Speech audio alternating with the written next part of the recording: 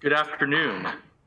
My name is Derek Tam, and on behalf of First Church Berkeley, I'm delighted to welcome you to our first virtual concert for residents at First Church Berkeley, our concert series here. It is my pleasure to introduce Andrew and Darnell, two amazing artists who are going to do a virtual sonic protest. I had a chance to hear them live in February, and I just had to have them come back to First Church Berkeley. Even though we can't do it in person right now, um, I am so motivated to present them because of the political and moral moment we are in now. One of the great things about doing this virtually is that we can share this amazing music with you from anywhere in the world. So please drop us a line in the chat. What is on your hearts and minds today? What brings you here? And also, do give generously.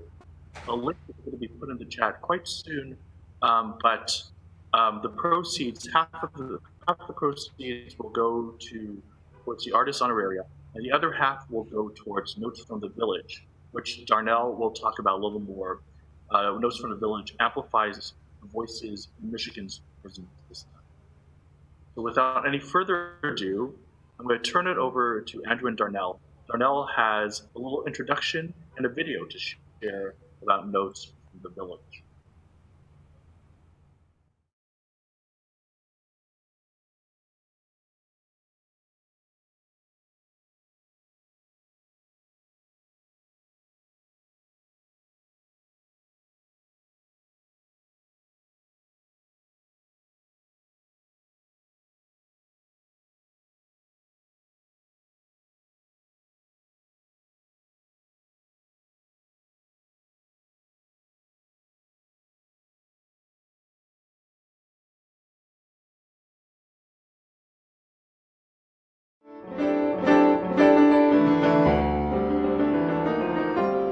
Is this A justice? prisoner at the Michigan Department of Corrections. Warning. Please be advised. There is a widespread conspiracy of epidemic proportion to grow and maintain America's prison population.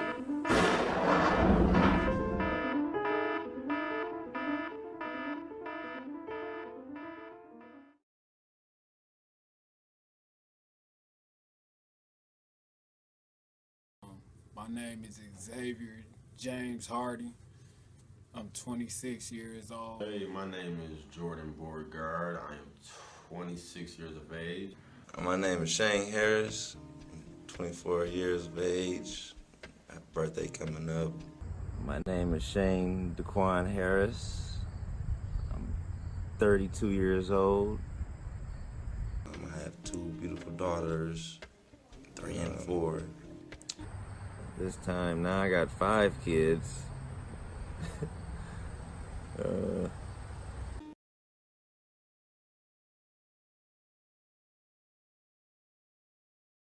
Basically finding a spot in society.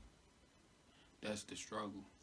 Because whatever you was doing before you got locked up, it's always going to be right there waiting for you to just jump right back in.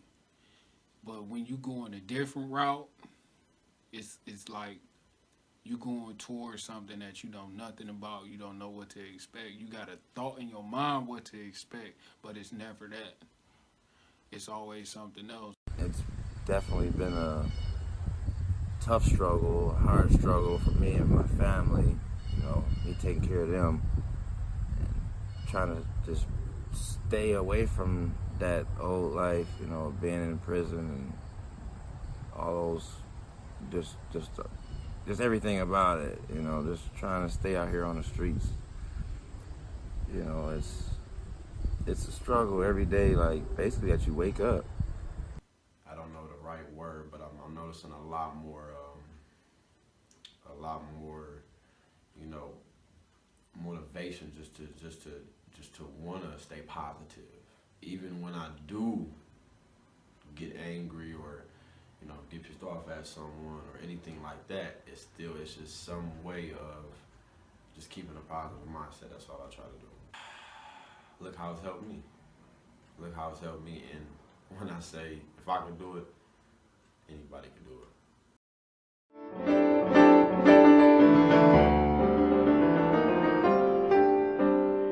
A prisoner at the Michigan Department of Corrections. This call is now being recorded. Oh, okay. Okay. Now, exactly what I'm going to tell you can potentially get me retaliated against. It can get me shot to level 5, potentially put in a joint where COVID-19 is, or whatever. Ain't no telling. Phone restriction, JPEG restriction, communication restriction.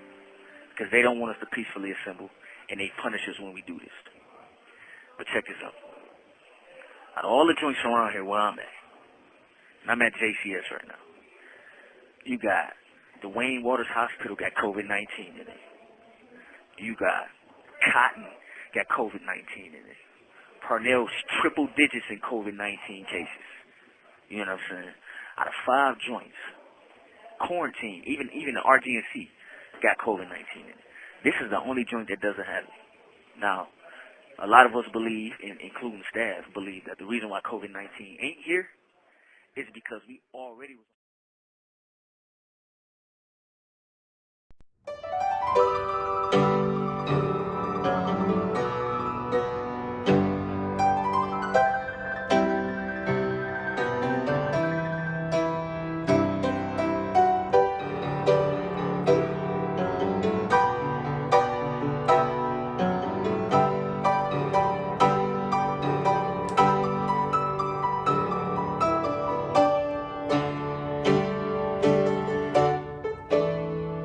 Lift every voice and sing till earth and heaven ring, ring with the harmonies of liberty. Let our rejoicing rise high as the listening skies. Let it resound loud as the rolling sea. Sing a song full of the faith that the dark past has taught us. Sing a song full of the hope that the present has brought us. Facing the rising sun of our new day begun, let us march on till victory is won.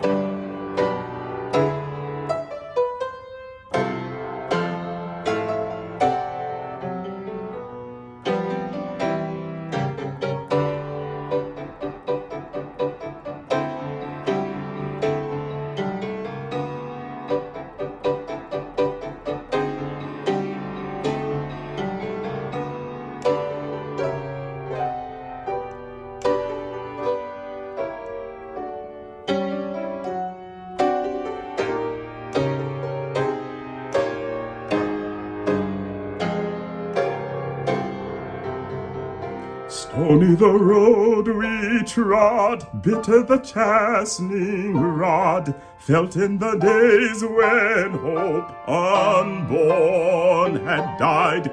Yet with a steady beat have not our weary feet come to the place from which our fathers sighed. We have come over a way that with tears have been watered. We have come treading our path through the blood of the slaughtered. Out of the gloomy past, till now we stand at last, where the white gleam of our bright star is cast.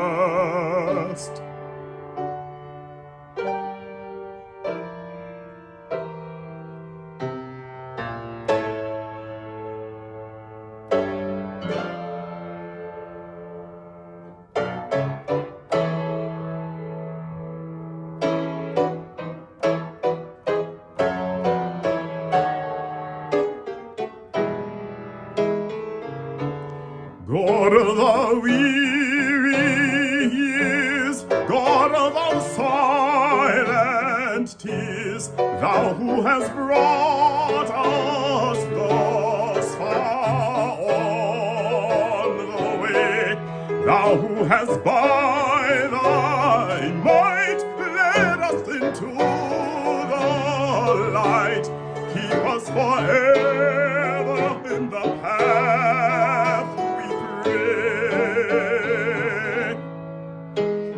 Lest our feet stray from the places, our God, where we met thee, lest our hearts, drunk with the wine of the world, we forget thee. Shadowed beneath thy hand, may we forever stand, true to our God, true to our native land.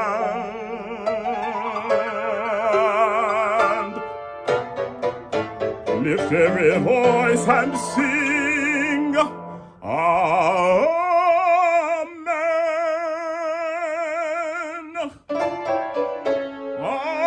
Amen. Amen.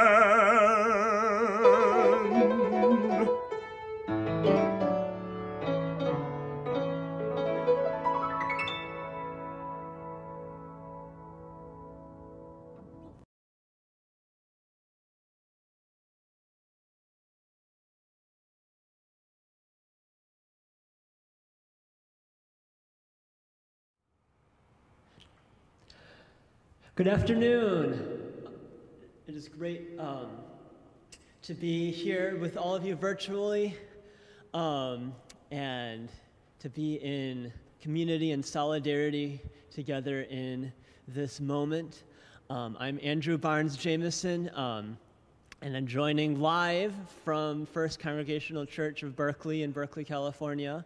And Darnell Ishmel is also joining us live from Flint, Michigan, and we are, part of our performance is pre-recorded, and part of it is going to be made live as we sort of experiment with the possibilities of what we can do technologically in this moment and sort of respond to the urgent political and spiritual needs of this moment. So we're starting with explorations of patriotism, and we just heard Lift Every Voice and Sing, which as the Black National Hymn, or as the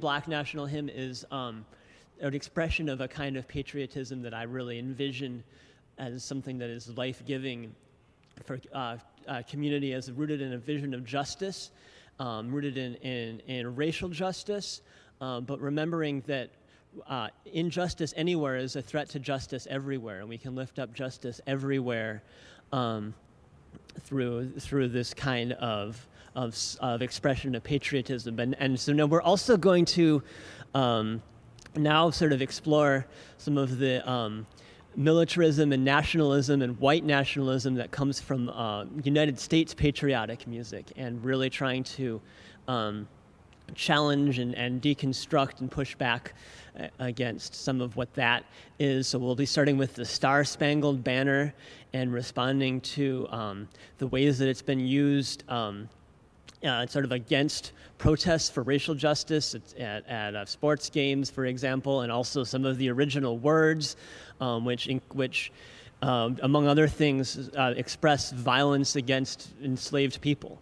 And so we want to really kind of honor the many experiences, many different voices that can kind of challenge the song in the ways that it's been done. And we sort of have this musical narrative through voice and instrument that kind of express different experiences of that song, and Darnell has created a new set of lyrics that acknowledge some of the original lyrics and also acknowledge the experience of oppression that associate with the song. And then next we'll be doing something with the Battle Hymn of the Republic, and doing sort of a technological and musical experiment with that song. I think originally it was intended as a song of liberation and justice and abolition, but I also think that it's over the years it's kind of been turned inside out and upside down, and we're sort of musically exploring this idea of this upside down and inside out sort of, again, a militaristic white nationalist and white nationalist expression that the song, I think, has often become, and that patriotic songs have often become, and as an interruption to the kinds of justice and spiritual work that we are trying to do. We'll hear a lot of voices in this third piece. From Langston Hughes to Lady Liberty, and there's kind of this interruption that happens with this sort of experiment around the Battle Hymn of the Republic. So we'll be doing both of those. We will begin with this piece that is entitled "The Star-Spangled Strangler."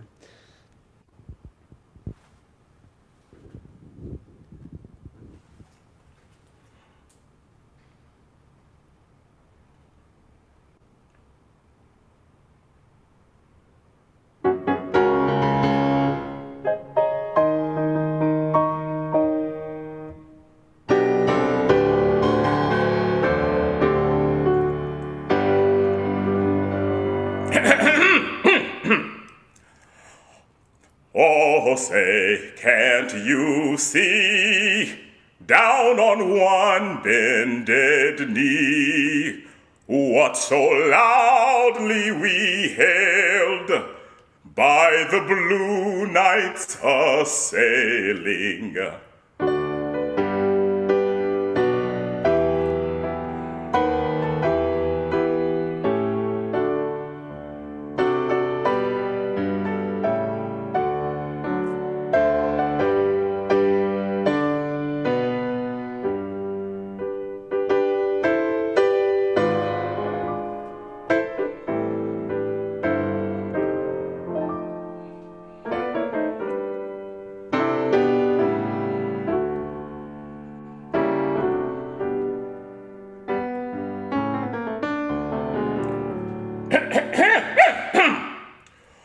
Oh, say, does that star-spangled banner yet wave o'er the land and over me, for the home of the brave?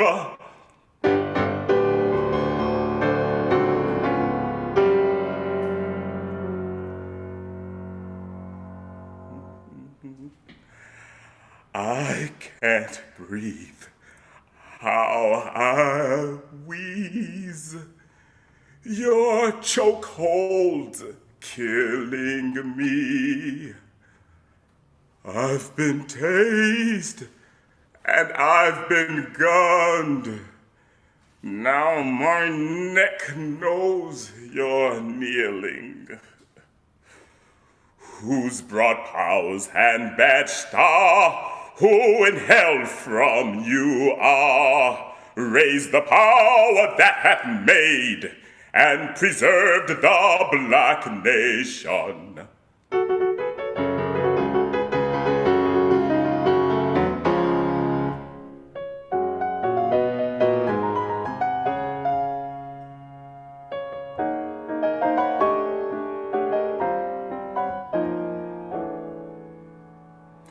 Nay, nay, the home of the brave.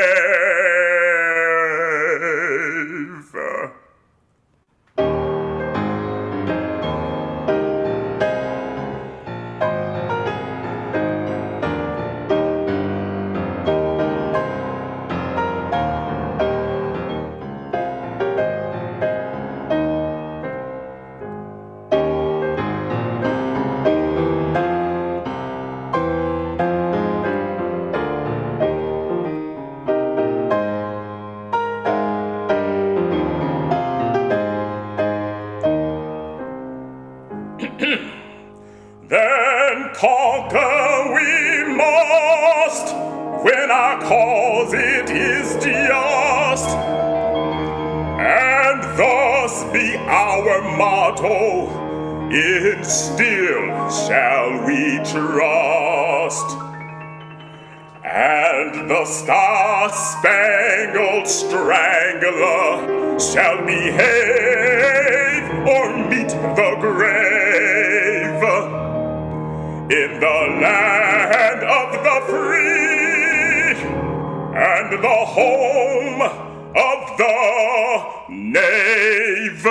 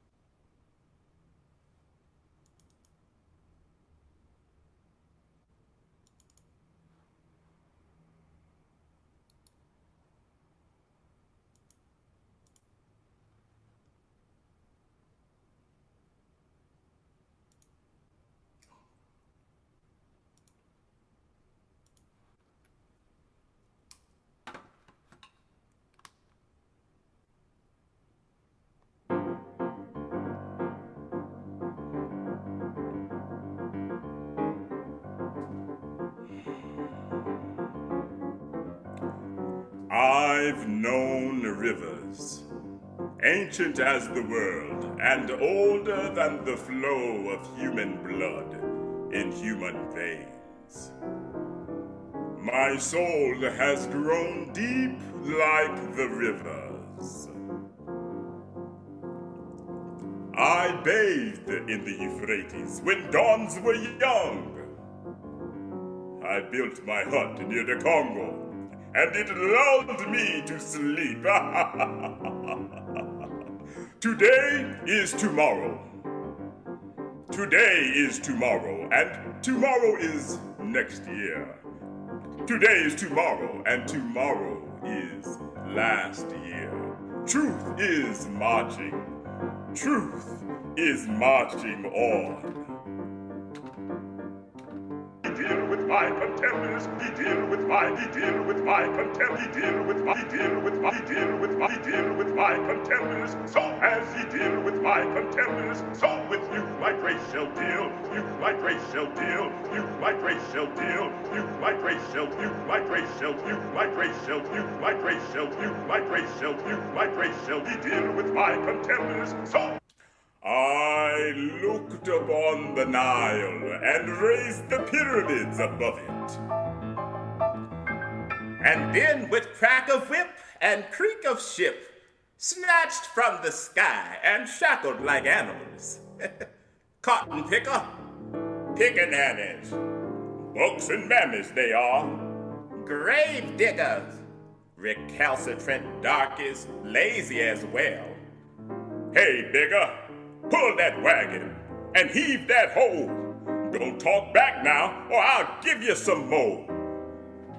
Tote that barge and lift that bale. Step and fetch it, or I'll give you hell. I heard the singing of the Mississippi when Abe Lincoln went down to New Orleans. Your truth is marching. His truth is marching on. Let the hero born of woman crush the serpent with his heel. Our truth is marching on.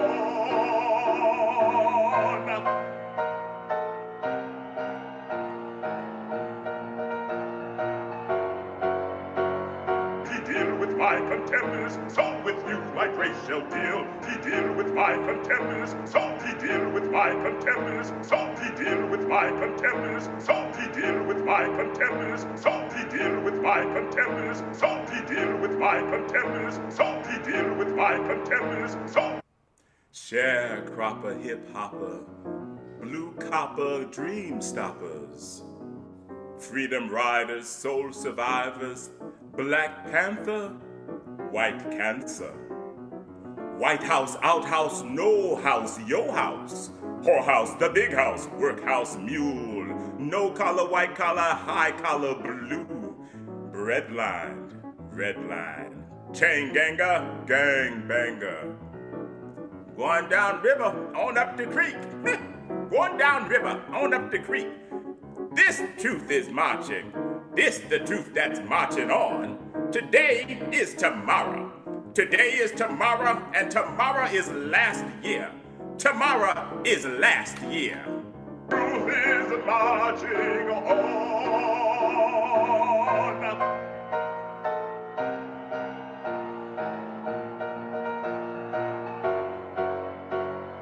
Glory, glory, hallelujah. Glory, glory, hallelujah. Glory, glory, hallelujah. Our truth is marching on.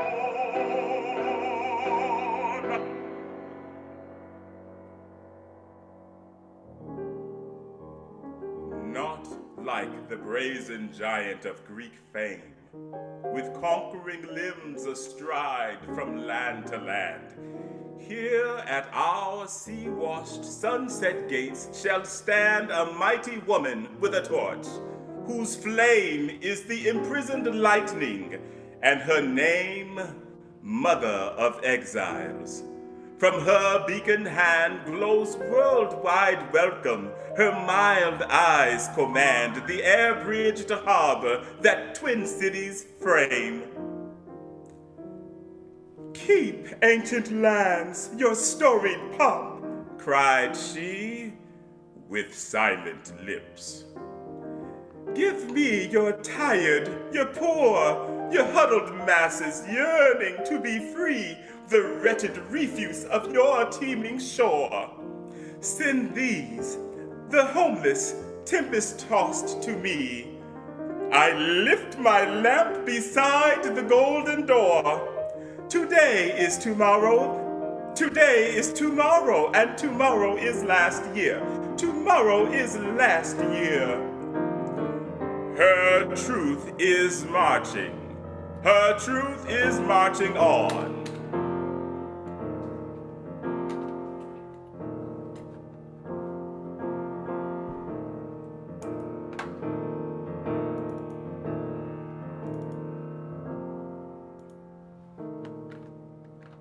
I have seen a fiery gospel written, burn as rose of steel, as ye. I have seen a fiery gospel written, burn as rose of steel, as ye. I have seen a fiery gospel written. I have seen a fiery gospel written, burn as rose of steel, as ye deal with my contemners. So you sing America.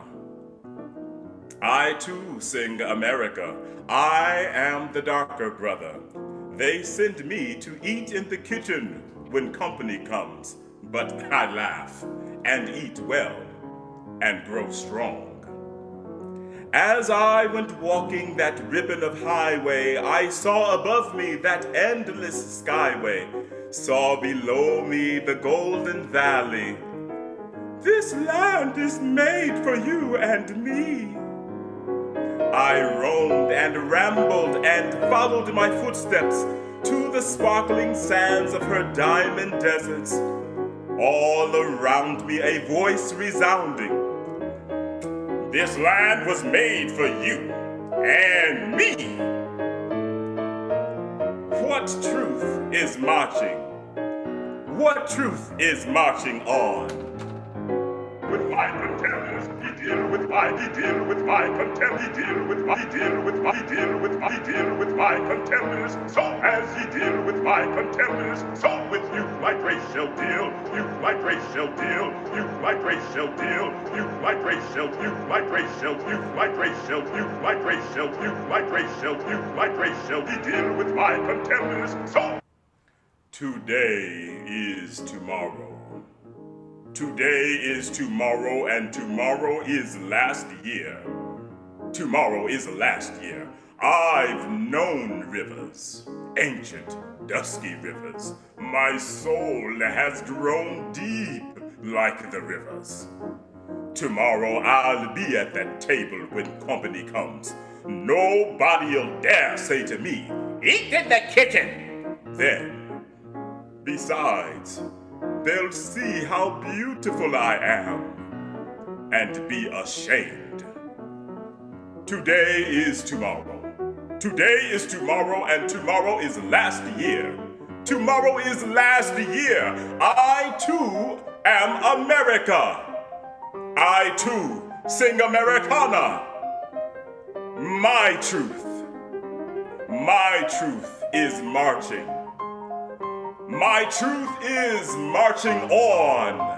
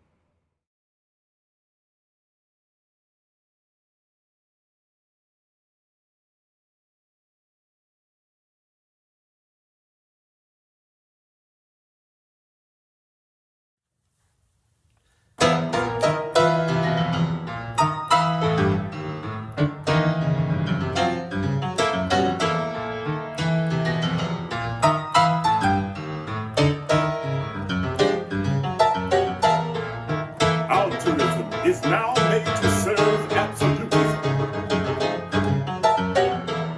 Christianity is now but the chattel of religion.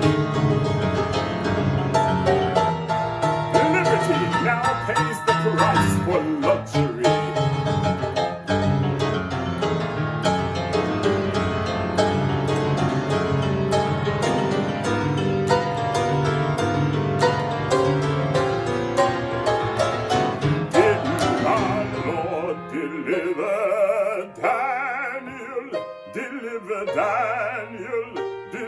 Daniel, did my Lord deliver Daniel?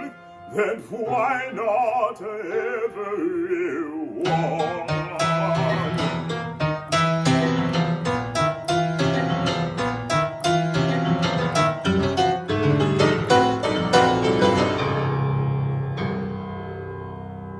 He delivered Daniel from the lion's den.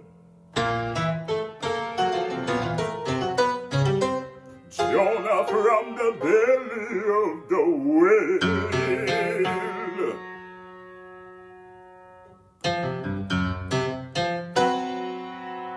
I set my foot on the gospel ship.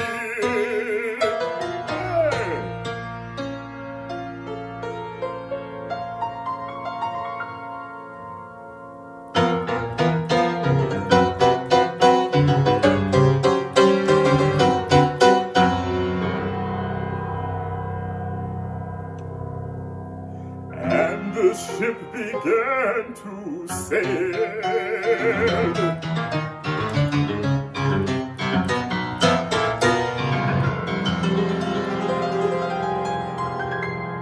And the Hebrew cheering from the fiery furnace. Then why not everyone?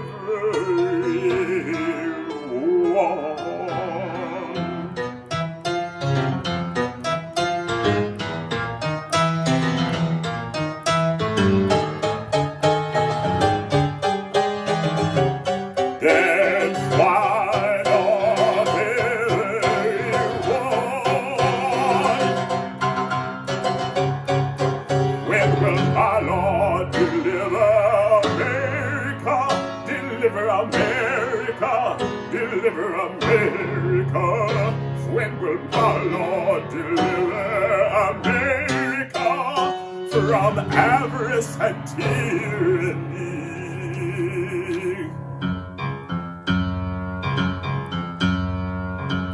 Now hatred is hope's new master.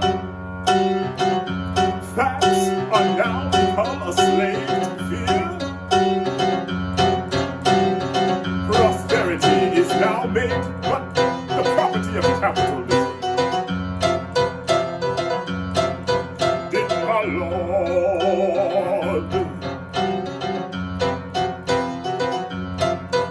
when will my Lord,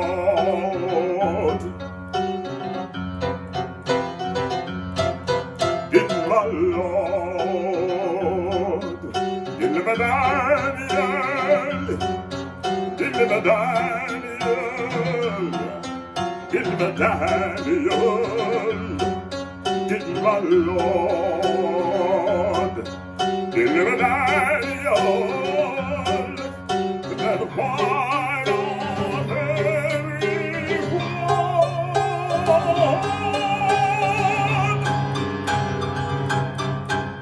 When will my Lord deliver America? Deliver America, deliver America. Did my Lord deliver Daniel? Then why? Then why? Then why? And why not everyone?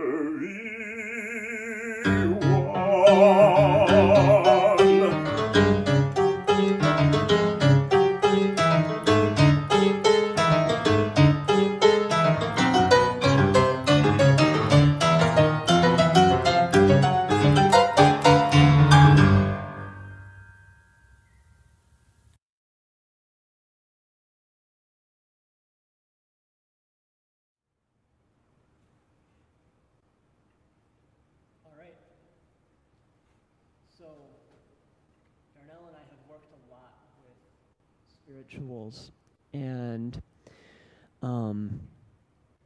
I think that the power and the call and the urgency around deliverance, I think, is something that speaks to me a lot. Something that I learned from in hearing these songs and working with them, and something that I interact with and have almost as if they have a voice that's speaking with me that I interact with as a musician. And I think they also are, for me in this moment in time, can really be calls to action and calls to solidarity and community. And I think that that's part of what our vision is just this afternoon in doing what we're doing and doing it virtually in real time and create some kind of a solidarity and community. And I don't know, Darnell, if you want to say anything about where you are and in Flint, Michigan, sort of speaking of community. Absolutely. First of all, thank you all for joining us on tonight. We're so delighted to have you as an audience virtually in this time of thanksgiving. I want to extend my thanks to Derek and the First Church for allowing us to occupy this space in the ether. And I also want to be thankful and express my gratitude to Kalma Bookstores here in Flint, Michigan. I'm not at my home.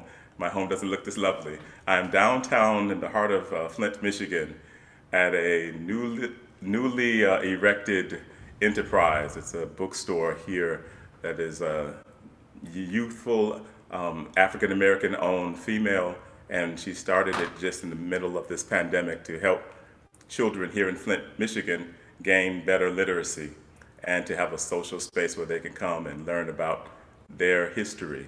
So I'm very grateful for the bookstore opening their doors to me on tonight and allowing me this space. I've been basically sequestered in my little man cave, and it's just therapy to come out and sing in a place that is very safe. We are in a time of great trouble, and there is a old spiritual called "Nobody Knows the Trouble I've Seen," and that is a song that I for years would not sing. I did not want to be associated with the things that that song conjured up in my imaginings of history and the experience of my people here in this country. I've aged a bit now, and I've learned a lot about trouble. So I identify with the song in a way that I think my ancestors did, even with my own sojourn through America as a man of melanin. But beyond that, I think everyone has experienced some type of trouble. So I would invite you to go into the bosom of your own experience and find that sense of that thing that troubles you, and try to relate to this song. If nothing else, there was an 8 minutes and 46-second experience that I think rippled around the world that we all became witness to, and in a way in which we did not want to bear witness to that. This song tonight, I dedicate it to them, to us, to all of humanity who has experienced some type of trouble. And in the 8 minutes and 46 seconds that this song will exist, we invite you to contemplate what troubles you, what troubles us.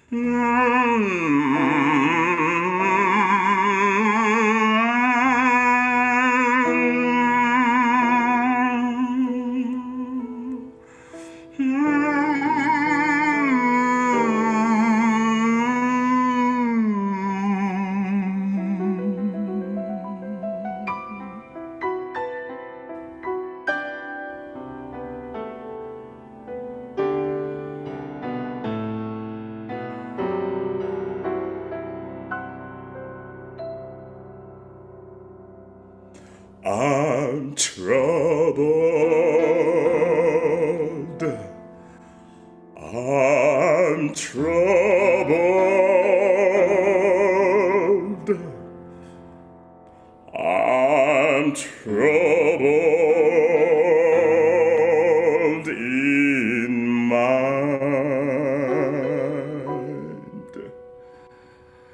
If Jesus don't help me,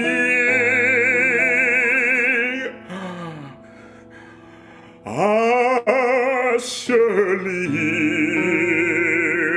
will die.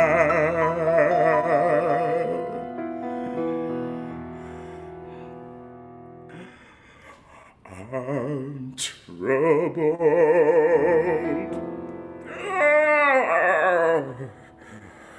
I'm troubled.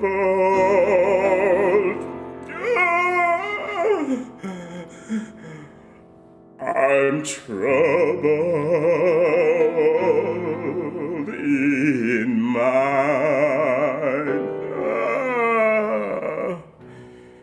If Jesus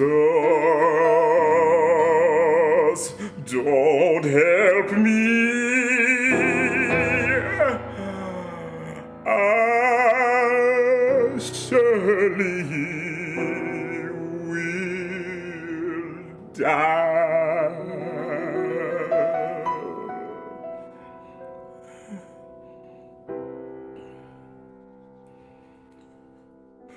Nobody knows the trouble I see.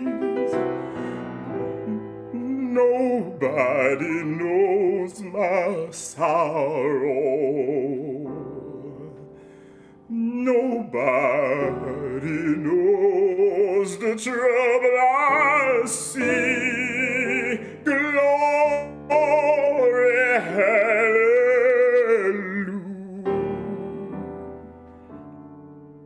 Sometimes I'm up, sometimes I'm down.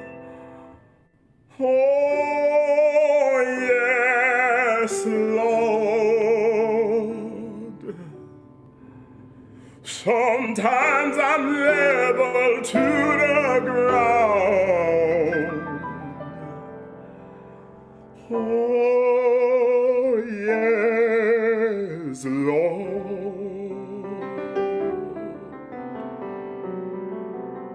Nobody knows the trouble I see. Nobody knows my struggle. Nobody knows the trouble I see. Glory, hallelujah.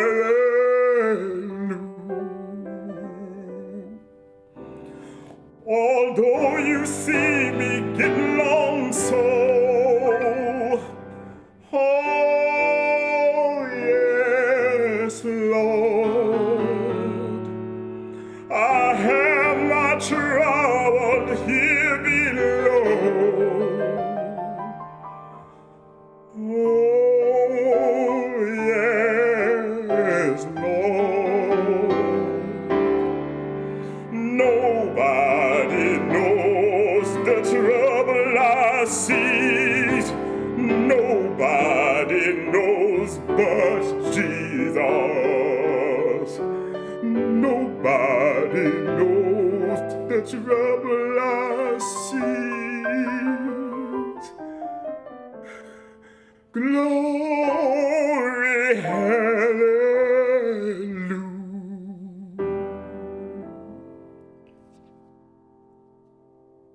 I'm troubled.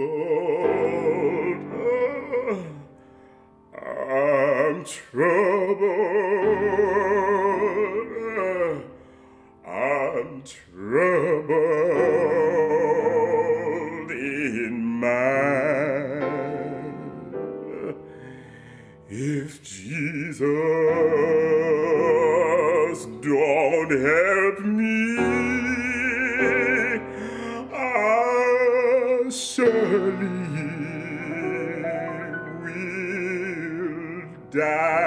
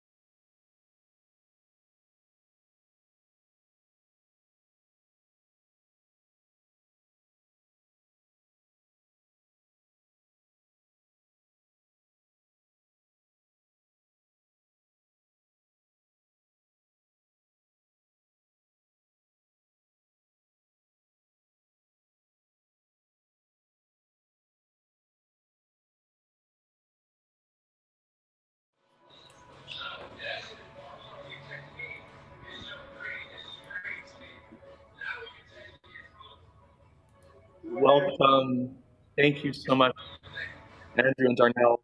Andrew and I are sort of in the same space. I'm in the hall of entrance of First Church Berkeley. Andrew is in the on the chancel. Darnell is in Flint, and we have been joined by a special guest. Darnell, would you like to say more? I would like to introduce one of our guys from Notes from the Village. His name is Jordan Beauregard. He is joining us on Zoom. He is actually in Sa- Saginaw now, but he was most recently in federal prison up until Wednesday of this week. I drove from Flint to South Illinois and picked him up and brought him back to Michigan. And he's from Flint, Michigan, and this is his first time on Zoom. So please welcome my dear friend Jordan Beauregard. He represents some nearly 200 other young men, older men here in Michigan's prison system that we are connected through Notes from the Village. Jordan, would you like to say hello? Hey, how you doing, everybody? Good. Welcome, Jordan. We're so blessed to have you join us today. And yeah, Darnell, I love for you to lead this conversation a little bit. Tell us more about your work, Notes from the Village, and yeah, I'll let you take it from here. Well, I'm going to actually volley that to Jordan Beauregard and let him talk about his experience with Notes from the Village. You can go to our Facebook page. Notes from the Village is on Facebook. We're easy to find. You can also go to my YouTube page and you can find various media about Notes from the Village. But sometimes the proof is in the pudding, as they say. And I would just much rather Jordan just share some of his experiences about being with Notes from the Village. Hey, how you doing, everybody? I first want to say sorry about my eyes being so red and puffy. I'm dealing with allergies. It's real bad right now. But Notes from the Village really helped me because it was a gateway for me to use my voice and for me to be heard. And that was like probably at the most time when I really needed it, when I really was, down at my lowest, and it was an avenue for me to be heard and to, let people know how real the struggle was, behind those gates and behind those walls. And it also shed a lot of light to that there is people out there that want to hear about our particular situations. There are people that, want to help us and that also want us to be heard. So it really, helped me at a time when I really had nothing. And Darnell Ishmel, if it wasn't for him, in particular, I would probably, be in a lot stickier situation. He helped shed light on me of the whole Notes from the Village because I was kind of, I didn't really know. So he sent me a lot of literature on it. He sent me a lot of screenshots, a lot of pictures, a lot of stories about guys, sharing their life experiences behind the walls also. And, from there, I was all in. Thank you for sharing that, and just um, to hear, the sense of interconnectedness that you're not alone. I mean, that's why we're all gathered here today. I mean, virtually. I think just thank you for sharing that. Darnell, Thank can you you. tell us a little more about what the needs are right now? We heard Jordan's powerful testimony, but what helps us get to the next step? My hope is to be able to connect those who are on the inside with persons and agencies here on the outside that can help their individual situation. We're connected with over 200 persons on Notes from the Village, and each and every one of them has some particular needs and some categorical needs. There is a need for just communication on the outside. There are people who never receive mail. There are people who never have anyone to call, and just to even see what's going on in this so-called free world, this outside world. So there is a need for persons who would just connect and be a listening ear. There are persons who have gifted us $5 or $10 here and there on a monthly basis, perhaps, and that has allowed us to help people on the inside with hygiene products. You'd be surprised. The notion of 3 hots in the cot, that is a misnomer. That is, I have been surprised at the low level of care of our so-called judicial system, our correctional system, in terms of the food, in terms of hygiene products being available, being accessible, being affordable. So there are so many needs, paralegal needs. There are persons who are harangued in a sense of legal limbo because of basic legalese paperwork that if they had access, like other persons in other communities have access financially to certain legal services, they would not be in prison, they would not be in jail. I know that for a fact because we've helped some get out by simply writing the right letter, filing the right report, calling some things to attention. But I'm not a legal person. I'm just really a layman. I'm an artist with a passion and who's trying to advocate and amplify those voices. But I try to connect them with other persons out here who have a particular specialty. We've been in federal court helping one young guy maintain his citizenship here in America as a refugee, and in hopes that he's not sent back to a foreign land that is on the books, anti-Christian. And he will be prosecuted. We've been able to help him get in contact with a lawyer who has taken his case pro bono, and we're waiting to hear the verdict on that. So there are so many avenues where one could help in terms of their own specialty. I'm not a specialist in terms of counseling, but there are persons who need consultation, and they need to be heard. I'm not a specialist in terms of substance abuse management, but there are persons who need that level of support from persons who have a specialty. So I guess what I would say is, even my mother, okay, who just, bless her heart, she made a pan of homemade rolls today. She makes homemade rolls, and she's a wonderful prayer warrior. She has taken on a list of about 20 names of young persons behind the wall, and she prays for them daily. 12 noon, she takes them to prayer. And she's been communicating with them on JPay, which is the only, it's the electronic system that allows you to make communications with them. And over the past, and I remember a time, and I'll just say this, I remember a time when I was growing up, my mother was like, oh no, if you go upriver, up the creek, so to speak, you just gone. And I'm not coming to see you, I'm not coming to get you. That was the notion that I grew up with. So to have seen her shift and grow into a different expression of Christ-likeness, it's been amazing for me. So I just like to say,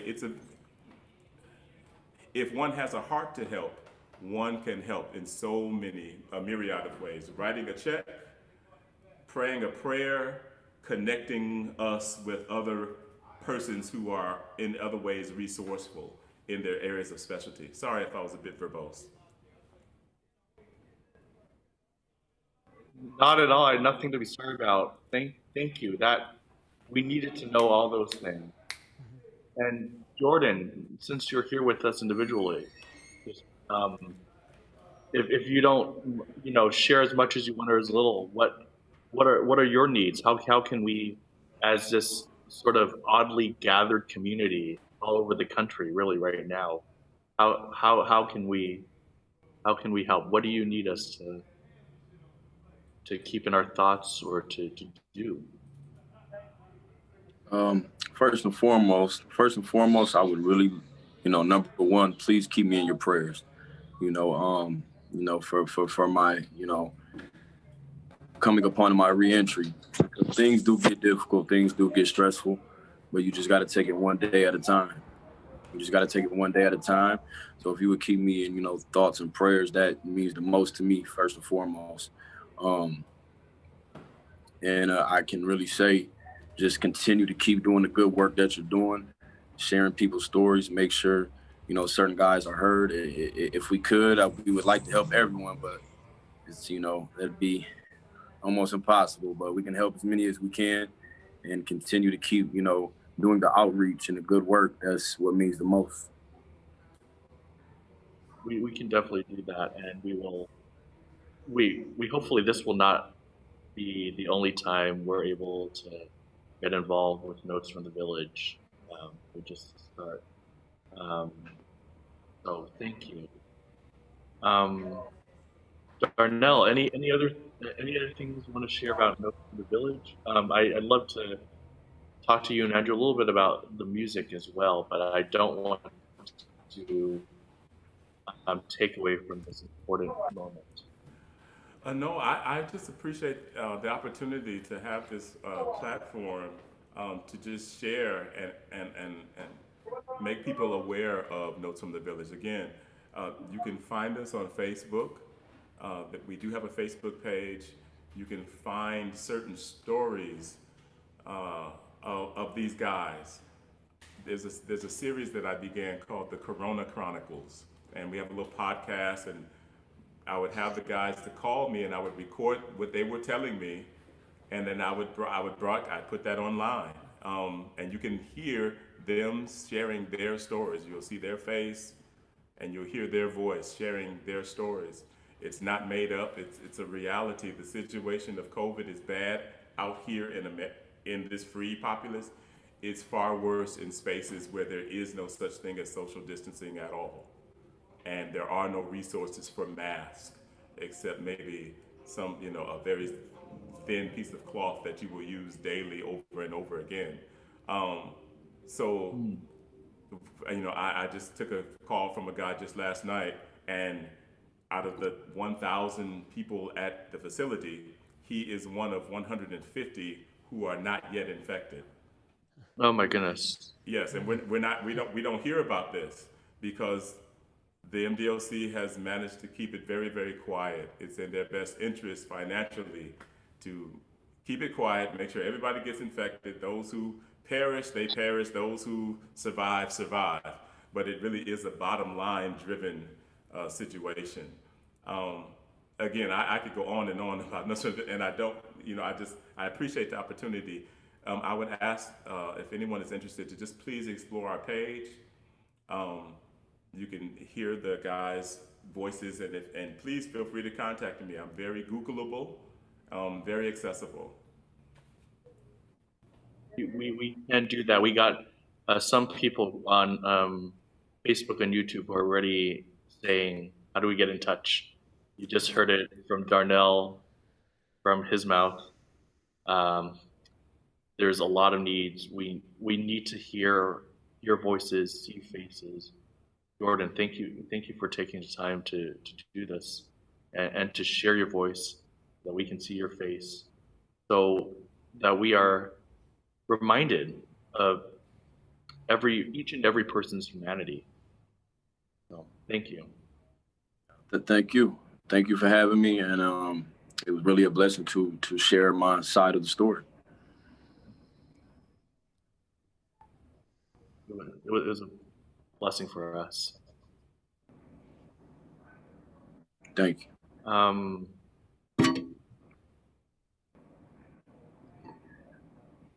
Andrew, I just want to say thank you again for taking the lead.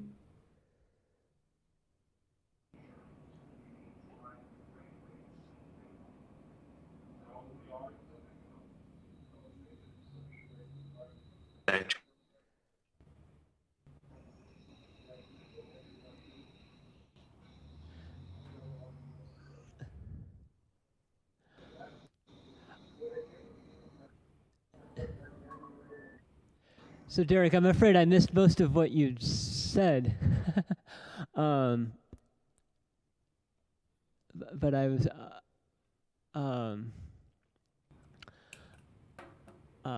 appreciate the opportunity, and thank you for hosting us. Hopefully we can get Derek back in a second, and we can finish asking the questions. This technology is just such an interesting thing to be using, and it's made some things possible that have never been possible before, and made some things very difficult that just seem like they're more. That always surprised me how complicated it actually is.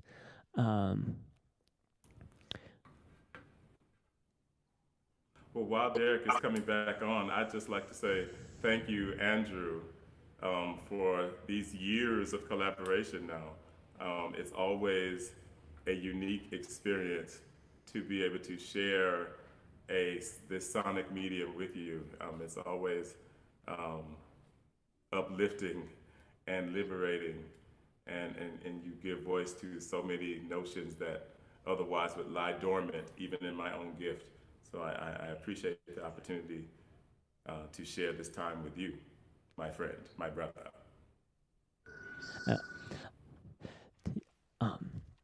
Thank you. I appreciate it. And it's just an honor to be able to work with Darnell, who's also brought a lot of my ideas to life in a depth that I've never seen before. We met each other in New Orleans, Louisiana, for the first time at the Holy Convocation of the Fellowship of Affirming Ministries, which is a group of mostly black Pentecostal influenced churches that are radically affirming, LGBTQ affirming, and focused on radical justice in a lot of different ways. And so my home church here in California, City of Refuge United Church of Christ, is one of the important communities that is part of that in founding and running the Fellowship of Affirming Ministries with our pastor, Bishop Yvette Flunder, is the presiding bishop over the fellowship, and so I was there for their national gathering. This was back in 2017, and having meetings, people from across the country who are part of this Fellowship of Affirming Ministries, and doing worship services and other kinds of gatherings. And I heard Darnell sing for one of the worship services, and it was just I was really blown away by the message and the way that he was sort of responding to everything that was happening and really speaking from a place of his own personal truth. And then I was really just moved by the musical expression of everything, and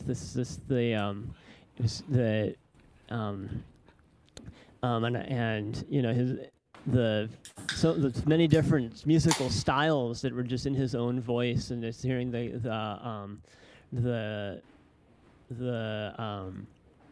gospel tradition that I'm so passionate about coming through in his voice as much as the opera style of singing, and I was thinking, and so much of what that was resonates with so much of what I've done and what I'm passionate about and what I'm trained to do. And I remember talking to Darnell at some point after I heard him sing, and asking where he was from, and finding out that he lived in Michigan, where I have some family. My grandparents live in Michigan, in the Detroit area, and I have a few aunts and uncles and cousins out there as well. And I would go be in Michigan a lot for a few days of the holidays, and I thought, well, maybe we can collaborate sometime in Michigan the next time that I'm there. And I sent him a message a few days later, and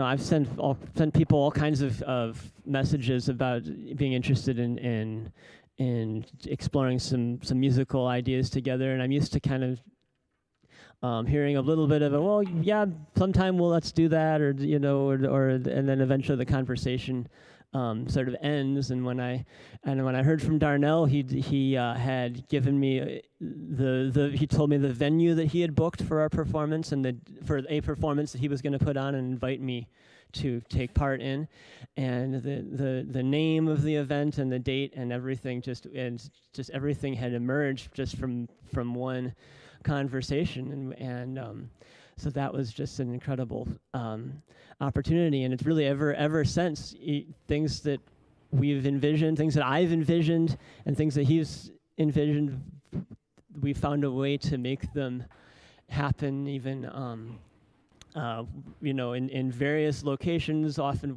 we collaborated even before the pandemic. We collaborated just by sending emails and text messages back and forth over and over, and now now that that's become the way that everybody works, everybody collaborates now. And so we're just continuing to find ways to work together and find ways to understand our visions and make them come to life with the blessing and complexities that technology has to offer. And Derek, I missed just about everything that you said when you were trying to ask me. I think you covered it eloquently, and I was just getting in the way, perhaps, and Zoom was wisely telling me to get off. I just thank you for sharing kind of the origin story. I think what I have to do tonight is listen again to how many layers there are in all of your interpretations and reimaginings of these spiritual songs that we think we know, and we do know in one way. But for me, what I was struck by was just the reimagining. I was starting to unpack all the associations I have with these pieces and how you've turned them upside down, so many of them. Tell if you. I know this is an ongoing process. I'm always amazed every day your diligence in putting on a improvisation, Andrew. Like, what's the process of getting something like this going? Because I noticed like it, depending on the piece, or at least it was as it was phrased in how the song title descriptions, either you or Darnell would take the lead, or depending on, like, what is that collaborative dance like between the two of you?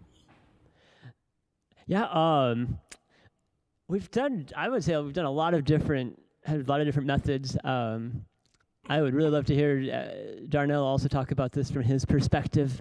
I remember sometimes getting a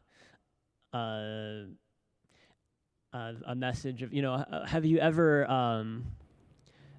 tried? Have you ever worked with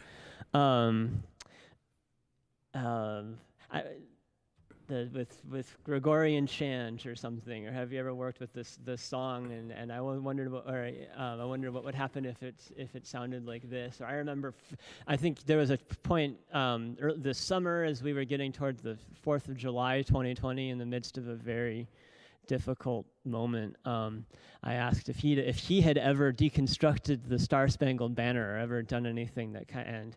And then he sent back those lyrics just a few days later, and so sometimes we'll start with a kind of an abstract idea. Have you ever done this? And then sort of go from there. Sometimes and then it's often there's also musical material that we can work with right away. I might give him a recording of some piano part that might give an outline of the structure of the song. He might give might give a recording of a voice part that also gives a structure. And often I will often that'll be the best way, I think, to having a recording will be the best way to communicate. Because maybe when the words are starting to seem a little bit difficult for me to get my mind around, I can hear the sound and I say, okay, now I see exactly what this vision is, and I can see exactly where this piece is going and what the narrative is in it, what the events are in it, what the tonality of it, and what the mood. And I can, sometimes it's just a matter of how do I express and echo that on the piano. Sometimes it's a matter of I lost my train of thought,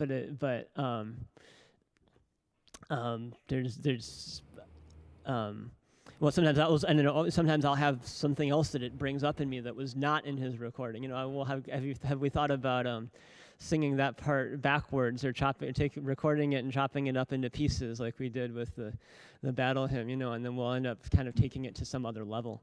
And I would really love to hear Darnell's perspective on that same question. I echo and ditto what you have said and shared. I would probably add to it and frame it in this wise for me. It's a mixture of three things. It is craftsmanship. It is craft. There's a discipline in doing the craft. And Andrew,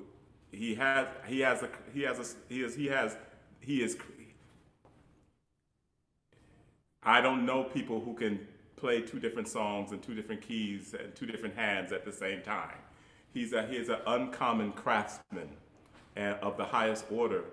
It is craftsmanship. It is also inspiration. Those words, those lyrics to Star Spangled Strangler came to me when I caught the glimpses of what America did to Mr. Floyd. 2 days later, I couldn't watch the whole thing. I still haven't watched the whole thing. But in the glimpses that I saw and was arrested by because of my scrolling down my Facebook feed, those words came to me in response to, hey, will you sing the Star Spangled Banner for us? I was like, oh my God, as much as I love the country, it's difficult for me to sing that song faithfully at this particular time, because these are the lyrics that have welled up in my spirit. This is what the atrocities has inspired. So there is inspiration of all sorts. It is also calling. I think we're both very clear that there are some things that are even beyond our craftsmanship and beyond our inspiration, but is well within our calling. And that sense of what the Creator, the divine, has called us to do ushers us into an iteration of this Star Spangled Strangler, so to speak, or the battle hymn. We knew not what it was going to be, but we brought our craftsmanship to it, we brought our inspiration to it, and we dug into the well of our calling. And God, the divine, ushers forth what will be, and we have a very healthy respect for one another.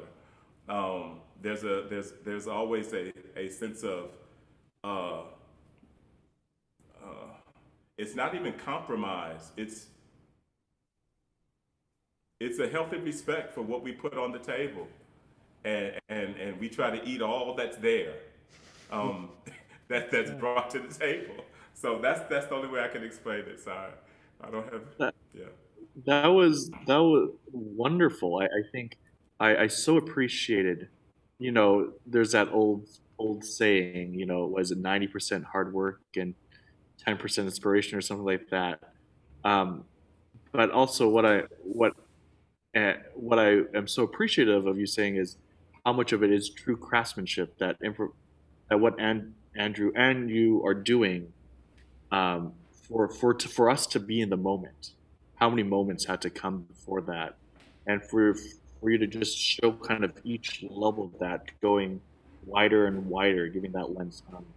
I so appreciate that, and it's clear that it was clear to me when I saw you both live here in February, just that sense of presence and that sense of trust with each other. It was so palpable. And it still came through over this virtual medium. I so appreciate taking the constraints that we have in place, virtual constraints, literally. And actually, there's a question. I believe this is from your father, Andrew. Okay. Can you talk about what was live and what was recorded, and what was the live experience tonight like? And my gloss on that is, you not only did something live in two different places, but you also combined with the recorded track. So, how was that? Well, it was all a very exciting, perhaps challenging process from the beginning of we were having conversations about putting this concert together between you, Derek, and Darnell, and thinking about what can we do beyond this this kind of just playing of videos. And that which we did do, and which I think is a valuable thing to be able to do with community now. But what can we do that goes beyond just playing of pre-recorded media? And we thought very carefully about what we could do, sort of with an awareness of how many things are really challenging. And in particular, there's the challenge of the well-known lag between what I hear on Zoom and what other people hear, or what I hear myself saying, for example, and the moment that someone else hears me saying it. And that in and of itself presents incredible challenges for musicians who are used to really tight timing. So we discussed music that didn't have as tight of a timing, and we watched together some YouTube videos of choirs doing sort of more aleatoric, sort of free-form music that could work over the lag. And so then Darnell and I just kind of exchanged ideas, as we often do, about what we could do beyond just playing pre-existing videos for this concert. And we just sort of made a good faith attempt to sing a song over Zoom, or I think it was over a phone call, but actually I think the telephone has exactly the same lag issue that a Zoom call has. So we just tried to play a song, and I know, and I can hear myself just lining my notes right up to Darnell's voice and rhythm, and I said, okay, that's pretty good, we're in time. And he said, no, we're not, and then I play mine, and then I'll play it again, and he'll line up his singing exactly to my accompaniment, and he'll say, okay, now we're lined up, no, and I'll say, no, we're not. So then we said, well, what can we do with this? So we thought about some of the pieces that we've done, like a lot of the Nobody Knows the Trouble that I've seen, where the timing is is not exact. It's not completely just, to like the 250 millisecond precision or the 16th note precision. It's not that precise. The energy of it matters, the flow of it matters, but the note for note precision might not matter as much. And we also learned that it can actually still sound in time for one of us and not for the other. So we did that piece live, and that was an important part of the statement that we did, that I'm troubled, nobody knows, live. And so to me, it sounded like I was maybe in a recording studio listening to Darnell singing it with my headphones, and just sort of being in his timing. I had to be a little bit looser with some of the rhythm, that wouldn't quite line up with he wouldn't quite line up with my rhythm, but to me it sounded like it was pretty close. It was pretty much in the same phrasing, and we were pretty much in the same place.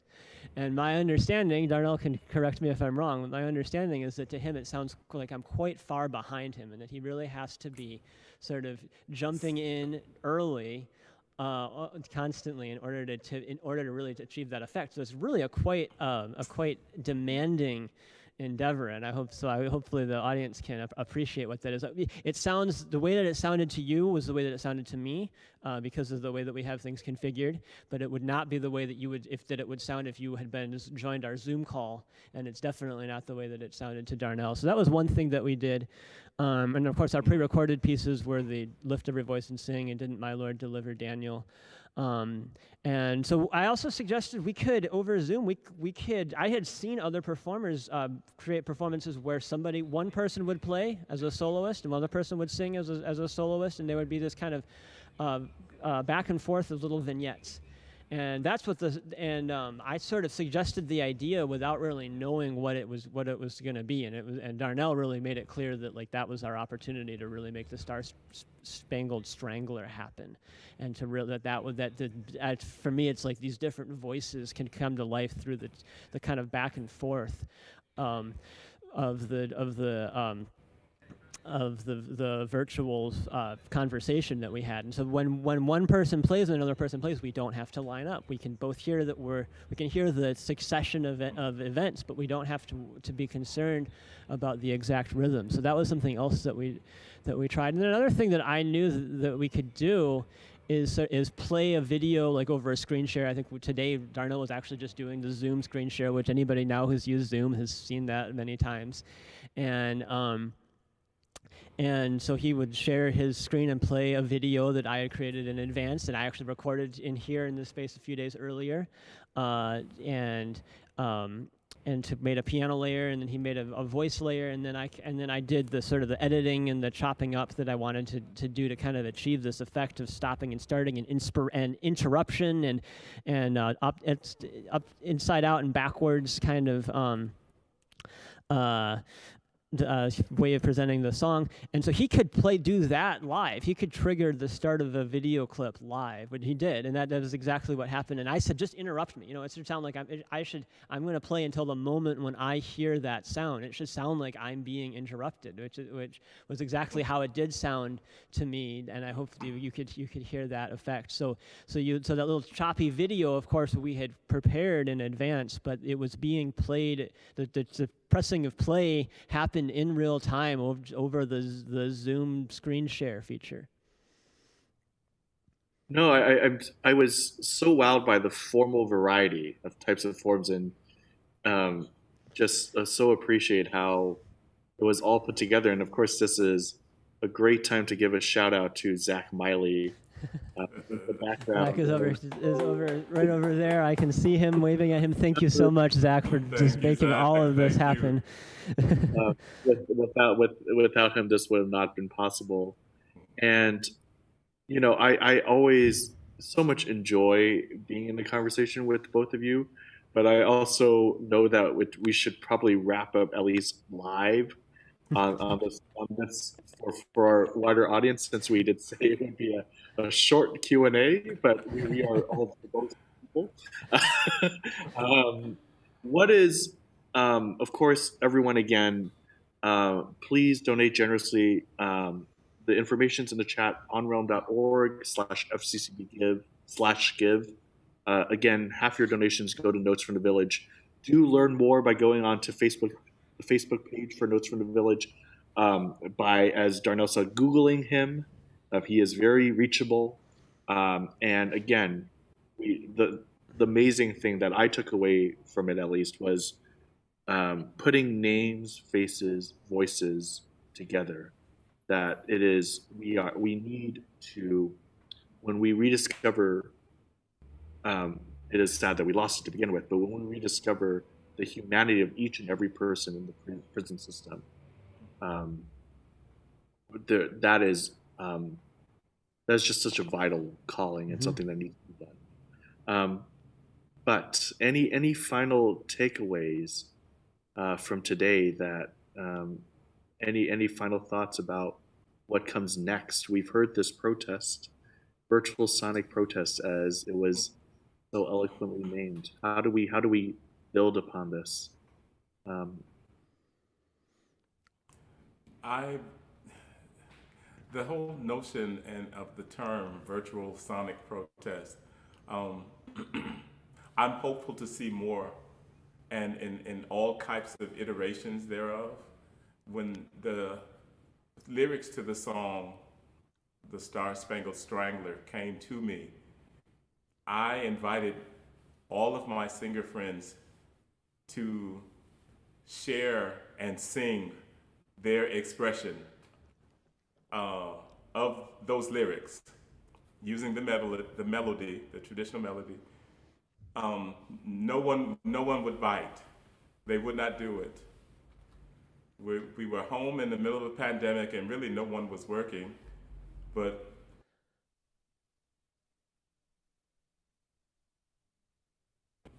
that they would be blackballed, if I can be very clear about it, if they sang those lyrics. No one would record it for me. I would just like to say we cannot be afraid to speak truth to power. We cannot be afraid to lift up those voices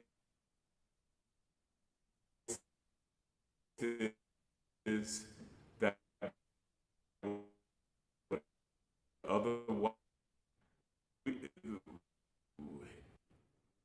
So I urge all musicians and all artists and all creators out there to be conscious, be woke, be aware, and be a reflection of the times that we live in.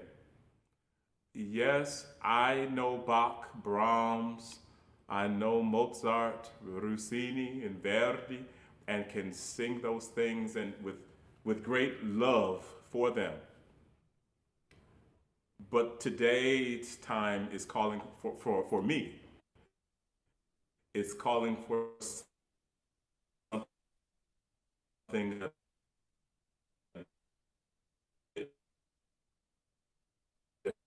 different, banded today, that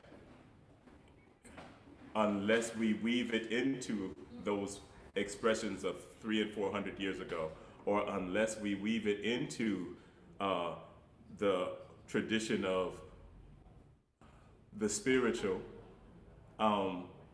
those songs are like a book on a bookshelf that are not reflecting the time that we're in.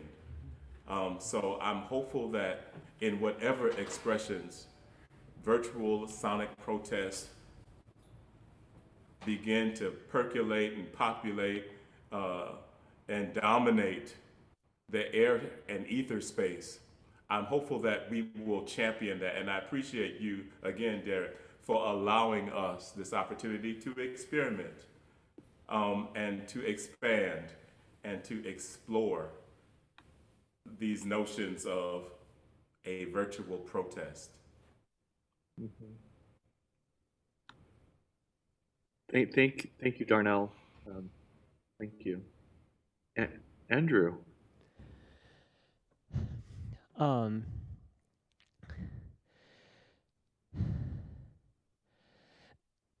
I think this process for me has been a process what my intention and my goal is that it be a process of deep listening. And I had an extra layer of urgency in deep listening. As I heard Darnell invite us to talk about the ways that we are troubled, and when I listened, when I just heard his words, and then when I heard the sounds even that we were making, and when I heard I could also hear the history behind what was the recent history and the less recent history of where the song had come from. And as I'm playing, I'm listening, and I'm just feeling called to really listen. I feel like playing that music, and maybe any music, but especially spirituals that come from this black experience and experience of deep oppression. For me to do that as a white person, I think, is a call for me to listen, and listen to the voices that I can associate with the song, and also listen within myself to where am I troubled. I firmly believe that injustice anywhere is a threat to justice everywhere. And so, like, if I'm really honest with myself, some of my troubles have to do with the fact that there is threat to justice within myself and for myself because there is injustice somewhere. And I think, and really listening to that honest truth of that there is injustice, and also that I am suffering from it, not necessarily,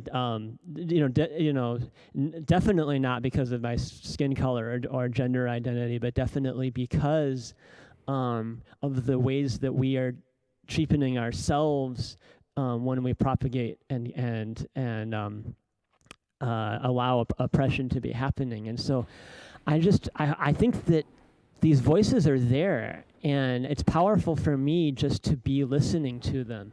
And so I think the thing that I feel most urgent about right now is just to be listening. I think I've been working with a lot of musicians and activists who are a little unclear sometimes about what to be doing in this moment, which I think is why you're asking such an important question. And I'm struck by how many times in those kinds of conversations we ask ourselves what to be doing, and the answer ends up just to be listening. To be, that some of the answers may be out there. Even we need to be listening to them. We need to be listening deeply for what we know is the truth. To be within ourselves that honors the truth that we're hearing around us, especially I think in the most marginalized, and to be centering the most marginalized in our listening. And I just feel like as we're listening to each other and allowing each other to be heard, I think we can be paving the way for the kind of healing that I think was desperately needed now around so many things that are happening, even physical healing around the coronavirus, but also the spiritual healing around racial injustice, and with the election and just real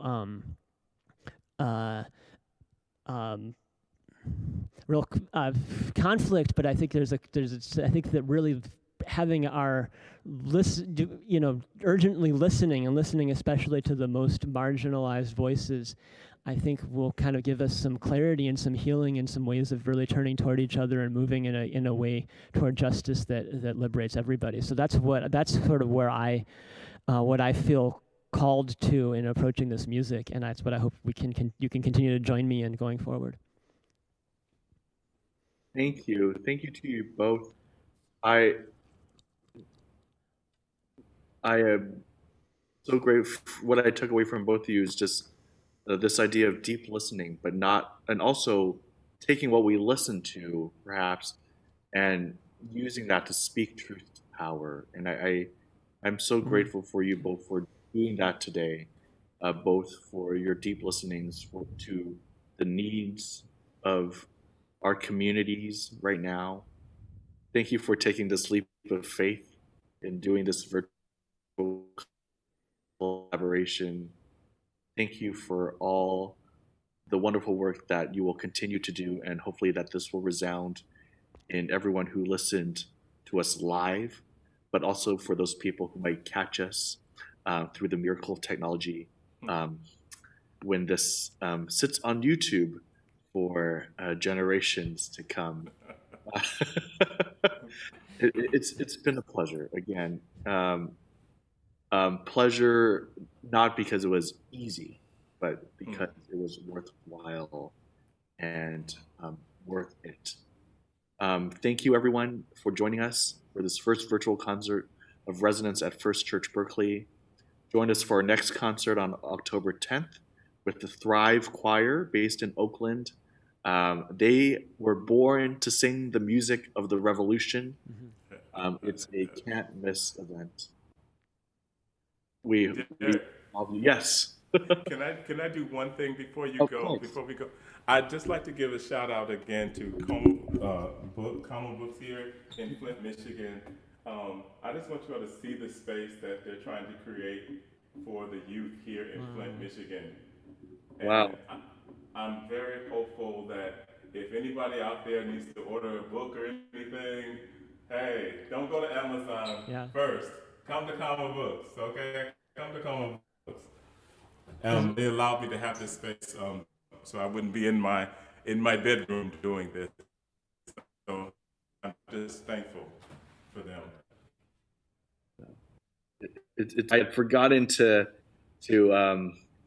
ask you to do that after you requested. I'm so sorry.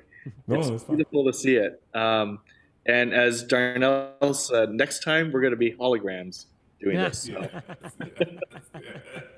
Yes. So thank you so much, everyone. We are so grateful. Join us again in a couple of weeks. And again, give generously. Your donations will go help to support Notes from the Village.